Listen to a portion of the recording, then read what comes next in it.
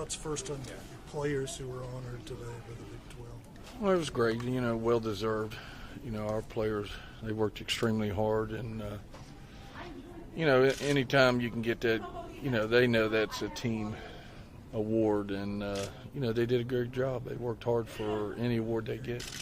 She had two players coming off knee injury, Jess and Asia, for them to be able to go through that rehab, get themselves ready to play, and then have the kind of year they had this year. Yeah, it says a lot, not only about the doctor and our trainer, Allie, but, their willpower to get back 100% and not be scared on it. A lot of people hold back a little bit after an injury like that, but, they were very aggressive in rehab, very aggressive on the floor, and because of it, it paid off for them. How about for you, Conference Coach of the Year? I know you've had it a couple times before. I know that you would say it's a lot of other people's award too, but what does that mean to you? Well, again, the girls, when I came to practice, said congratulations on that, and I said, girls, I didn't make a basket, and I didn't get a stop on defense. Those awards are because of the team. We had a very successful year, was co-champs in the Big 12, and because of that, awards like that, people get those awards. But, the players deserve all the credit, and, without them and the type of players we have, those awards would not be there. Along with just winning the conference championship in the regular season, Bria was just saying you guys have a target on your back heading into the conference tournament, but I would think with that comes a lot more confidence, knowing that you can win this. Where do you feel like you guys stand from a psychological standpoint heading into this one, being pretty confident in what you're able to do? I think our players are pretty confident right now, and I think, but yet they know, anybody can beat us in the conference. That's how we were successful throughout the season, because we respected every team. And going into the Big 12 tournament's the same thing. It doesn't matter who we play. Everybody can beat you. And our players are pretty upbeat right now. But, we got to get back to business. We got to come down a little bit.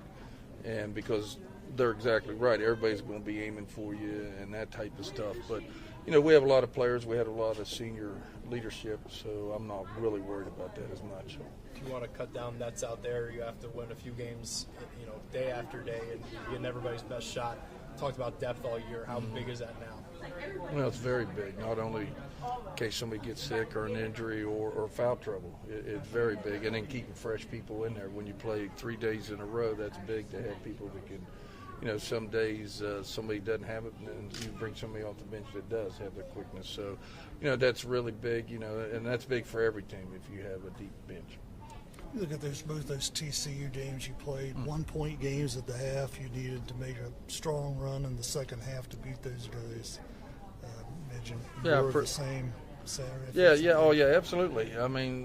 Sometimes matchups, it's all about matchups. And, they're a good matchup for us and a tough one for us. And we know whether it's them or Texas Tech, it's going to be a tough game. But TCU has been a tough matchup for us both times we played them. With Medley, the on-ball screens and all that.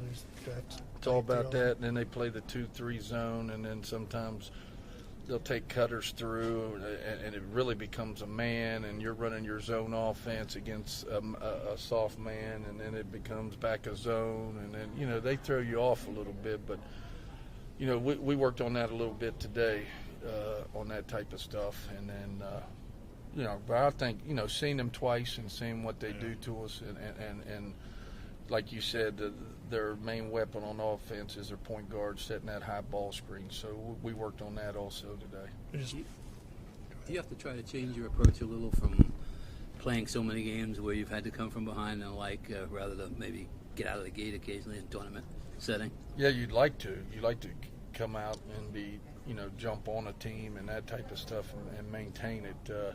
The other thing, my little concern is foul shooting. The last 2 games, we have not shot from the foul line very well at all, so we worked on that again today. But, it takes everything. You got to stay out of foul trouble. You got to hit some shots. You got to hit your foul shots, and you got to be able to defend. So, you got to have all phases ready to go, and you like to jump out of the gate hitting shots and defending and getting up and down the floor, but sometimes that doesn't happen. But you got to have you have to understand in a 40-minute game there's a lot of peaks and valleys that you just got to ride those and stay positive and have an opportunity to win.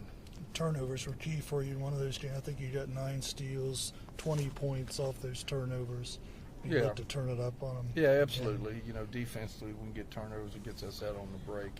And then I know at their place, you know, they pressed us a lot, and it hurt us. And we was really prepared for that the next time we played them here, and they didn't press us at all. So we're liable to see, you know, teams are liable to throw different things at you in tournament time, add some wrinkles.